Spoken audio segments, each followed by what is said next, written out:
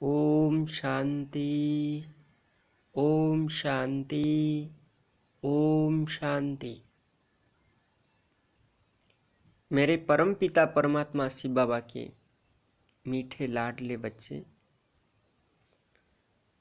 मेरे भाई और बहनों, ये एक सुखद समाचार है कि अब पुरुषोत्तम संगम युग चल रहा है, जो कि कलियुग और सतयुग का बीच का समय, यानी अब कलियुग का विनाश बहुत ही निकट है और सतयुग आने वाली है। तो गीता में दिए श्लोक के अनुसार, जो कि यदा यदा हि धर्मस्य ग्लानिर्भवति भारत अभ्युत्थानम् अधर्मस्य तदात्मानं सृजाम्यहं परित्राणाय साधूनां विनाशाय च दुष्कृतः धर्म संस्थापनार्थाय संभवामि युगे युगे। अर्थात जब जब धर्म की अति ग्लानि होती है और अधर्म वृद्धि को पा जाते हैं, तब तब मैं इस भारत भूमि पर अवतरित होकर सत्य धर्म की स्थापना करता हूं, पापियों का विनाश करता हूं। ये मुझे कल्प कल्प में आना पड़ता है। कल्प कल्प माना सृष्टि चक्र के अंतिम क्षण, जिसको कलियुग, घोर कलियुग कहा जाता है, इसके अंत के समय में, जिसको पुरुषोत्तम संगम युग कहा जाता है। इसको पुरुषोत्तम कहने का अर्थ ये है कि इस समय में सर्वश्रेष्ठ पुरुष परमपिता परमात्मा शिव बाबा अपने बच्चों से, माना आत्माओं से मिलने आते हैं।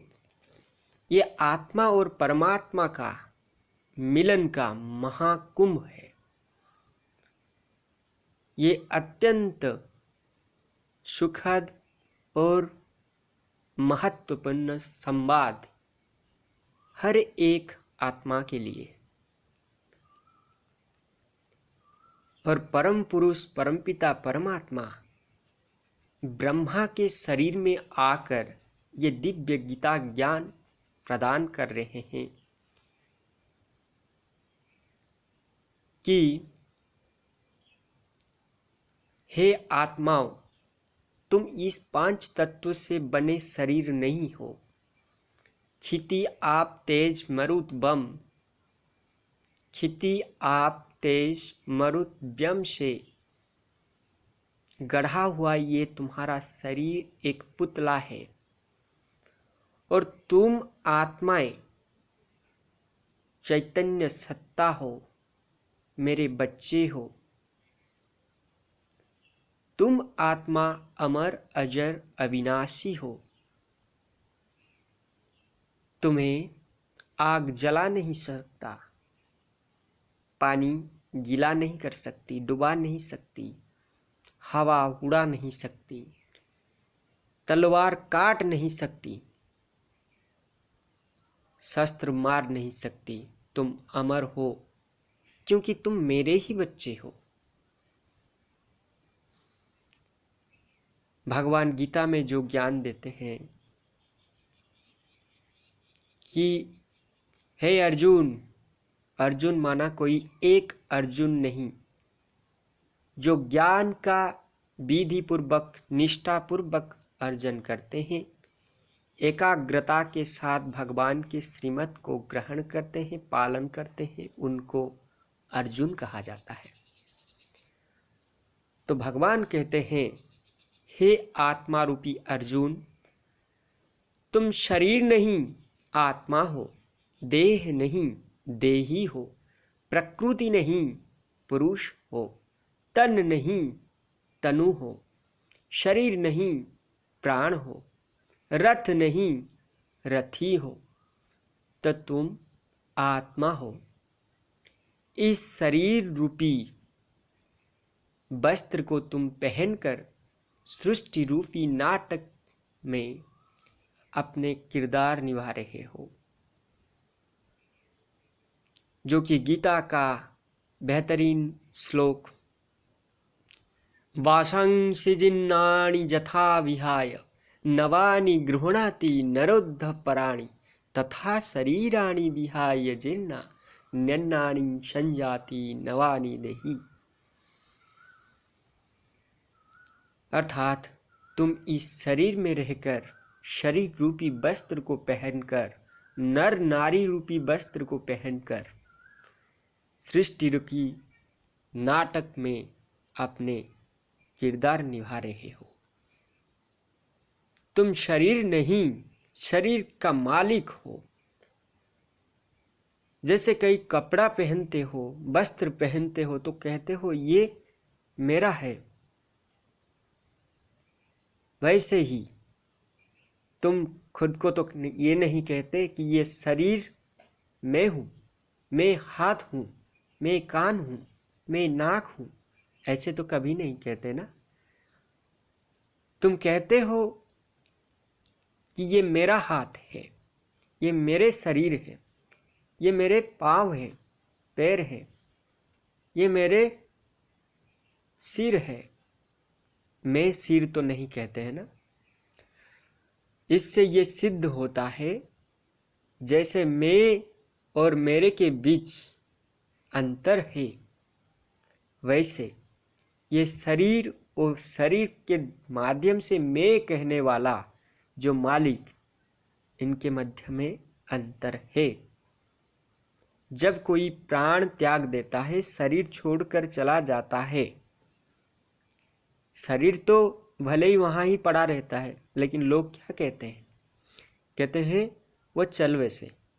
अरे भाई, सामने तो देख रहे हैं ऐसे लंबे चौड़े आदमी भूमि में गिरे हुए हैं, सोए हुए हैं, जैसे वो हर रोज सोते थे। तो चला कौन गया है? उसको क्यों शव कहते हो, लाश कहते हो?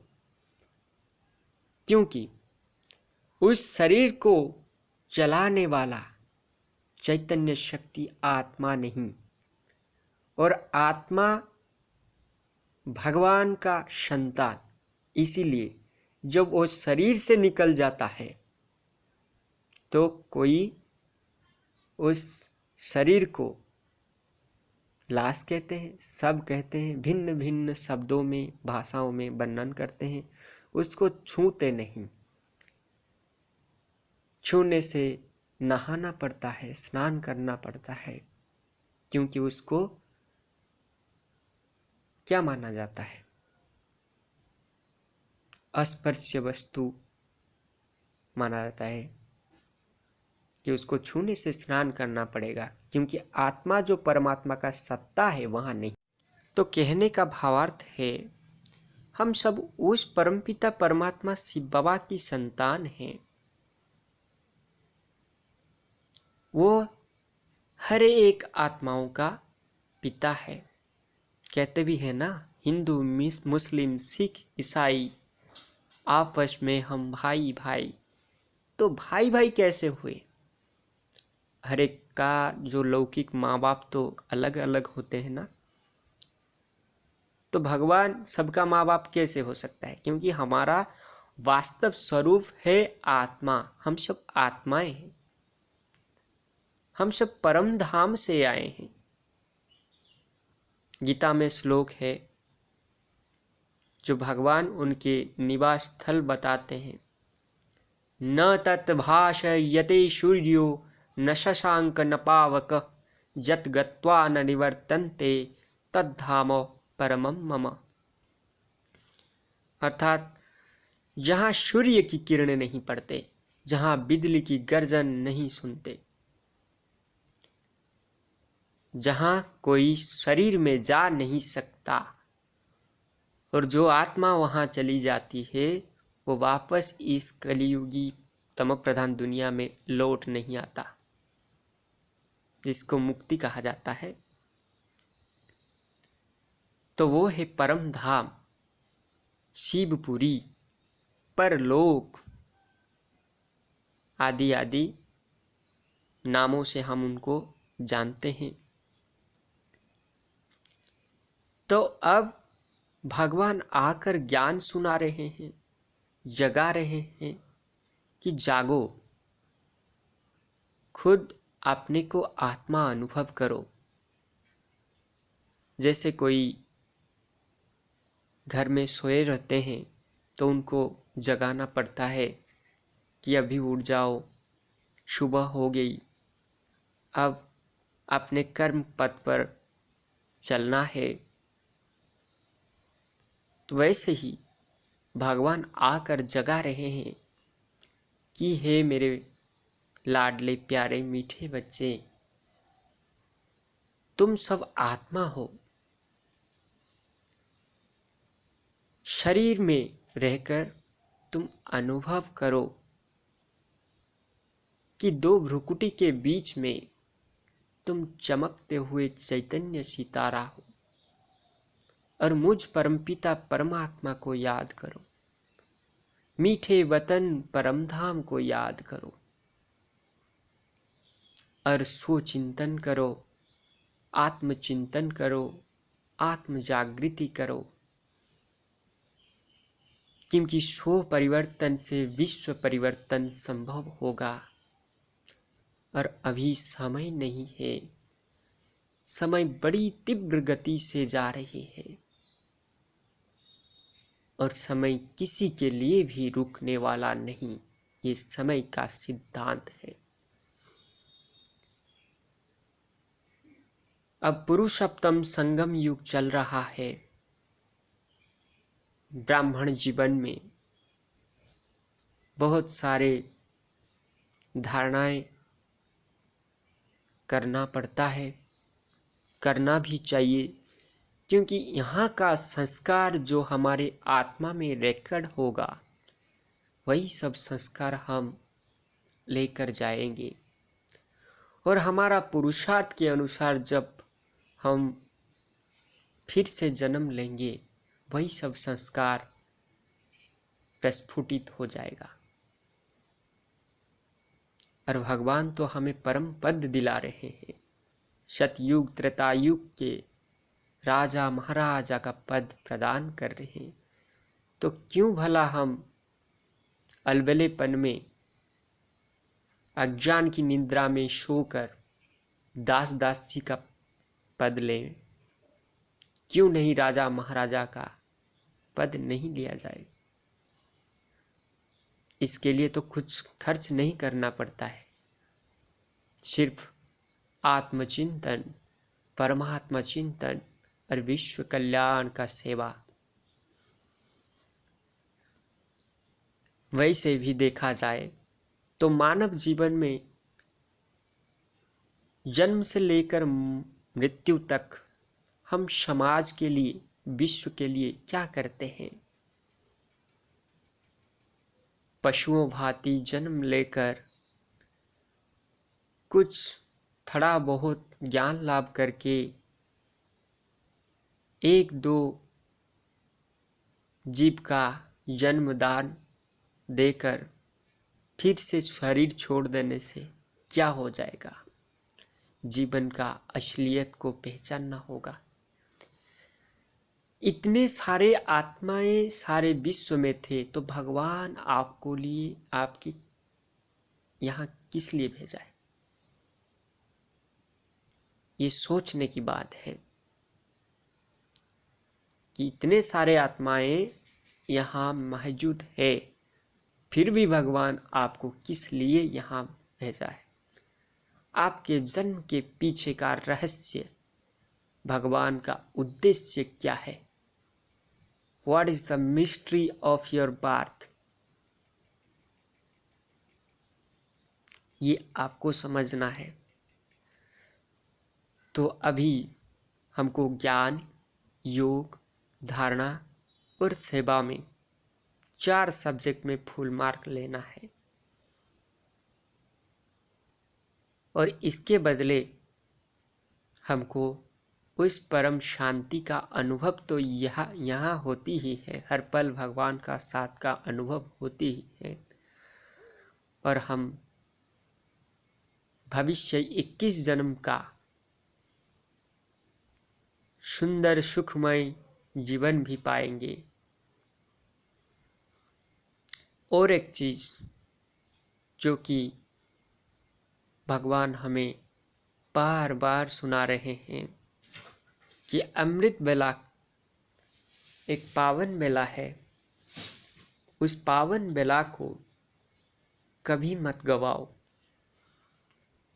क्योंकि उस बेला का नाम है अमृत बेला, यानी जिस बेला में अमृत बांटा जाता है, अमृत प्रदान किया जाता है। खुद भगवान आकर ज्ञान अमृत और अमृत संजीवनी की अमृत प्रदान करते हैं। परमात्मा हर एक आत्मा को प्यार की दृष्टि, दुआओं की दृष्टि, वरदान की दृष्टि देते हैं। इसीलिए उसको ब्रह्म मुहूर्त भी कहा जाता है। भक्ति मार्ग की देखें तो उस वक्त भिन्न भिन्न धर्म के साधु संत योग, ध्यान, तपस्या, जप, तप, स्नान सब कुछ भक्ति के कर्मकांड करते हैं, क्योंकि इस बेला का महत्व अत्यंत गुरुत्वपूर्ण है। और इस समय जो भी हम अच्छे कार्य करते हैं वो सबसे अच्छा फल देने वाला होता है, क्योंकि ये पावन परम पावन अमृत बेला है, ब्रह्म मुहूर्त है। तो इस समय जो कि रात 2 से बजकर सुबह 5:30 5:45 तक चलता रहा है, उसको अमृत बेला कहा जाता है। तो इस पावन बेला में हम आत्मिक स्थिति व स्वमान में रहकर मन और बुद्धि योग द्वारा उस परम धाम को लौट जाना चाहिए।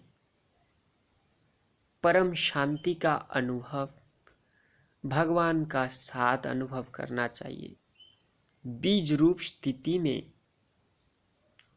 बाबा को याद करना चाहिए, मीठे मीठे बात करना चाहिए, क्योंकि वो शिव ही पाप कटेश्वर, मुक्तेश्वर, त्राणेश्वर, झाड़ेश्वर होते हैं ना। तो उनको जब हम आत्मिक स्थिति में रहकर उनके शक्तियों को धारण करते हैं, आह्वान करते हैं, तो हमारे अंदर जो आत्मा के अंदर जो पिछले 63 जन्म का विकर्म होता है वो सब विनाश होते हैं, भस्म होते हैं। तो आइए इस अमृत बेले को हम सब मिलकर सफल करते हैं। और ये मत समझना कि अमृत बेला सिर्फ ये अमृत बेला को कहा जाता है। भगवान कहते हैं जैसे रात्रि का शेष मुहूर्त और दिवस का आने की पहले का वेला को अमृत बेला कहते हैं, वैसे ही इस तमो प्रधान कलियुगी अंधकार अज्ञान का रात्रि का समाप्त होने की बेला और सतयुग पावन युग की आने की बेले जो अंत का समय, इस पुरुषोत्तम संगम युग, ये पावन समय, पावन मुहूर्त, ये भी अमृत बेला है जिसका आयु 100 वर्ष की होती है। अब ये 86 ईयर की हो चुकी है, यानी संगम युगी, और बहुत ही थोड़ा चलने वाला है।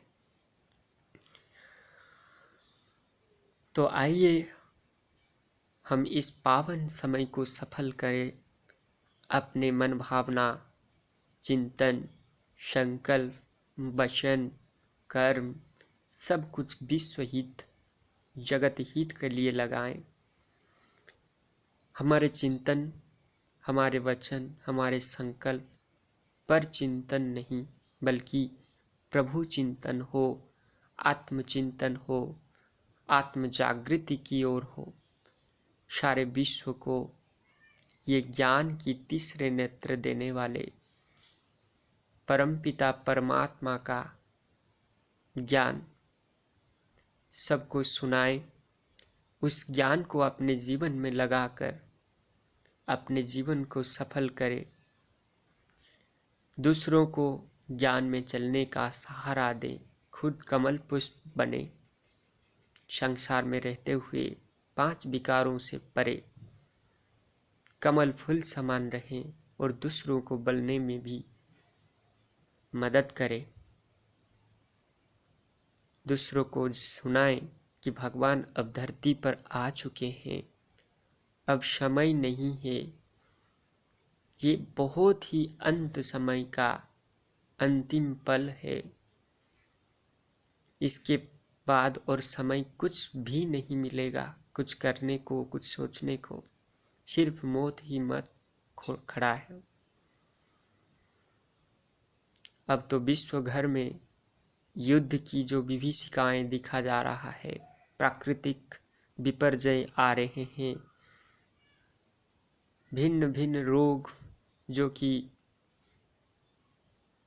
कोरोना, ओमिक्रॉन जैसे भिन्न भिन्न रोग और बहुत सारे बीमारियां आ रहे हैं। जल की कमी अब बहुत सारे विश्व के कोन अनुकोन में देखने की मिल रही है। तापमान बढ़ता जा रहा है, समुद्र जल पतन हर वर्ष बढ़ रहा है, हर पल बढ़ रहा है। ग्लेशियर पिघल कर जल पतन बढ़ रहा है।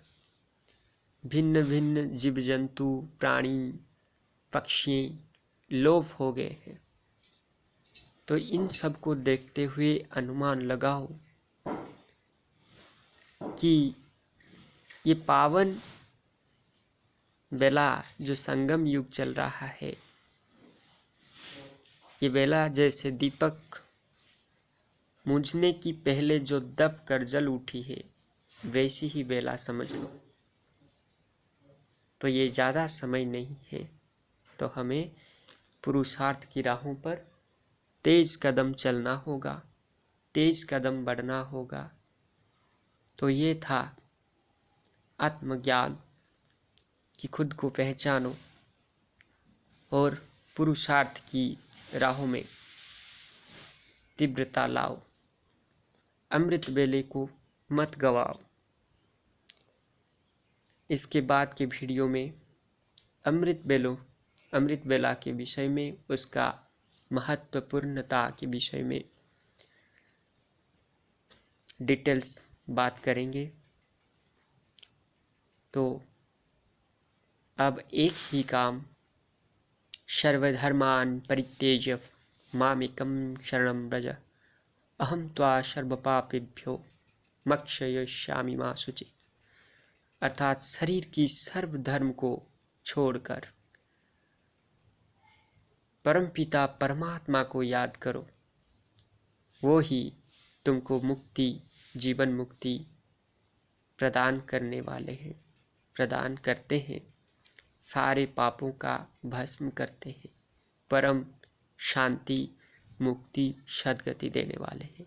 दुनिया में कोई भी चीज आपको चिरंतन स्थायी सुख दे नहीं सकता, जो कि आत्म अनुभूति, परमात्मा अनुभूति से प्राप्त होता है। ओम शांति।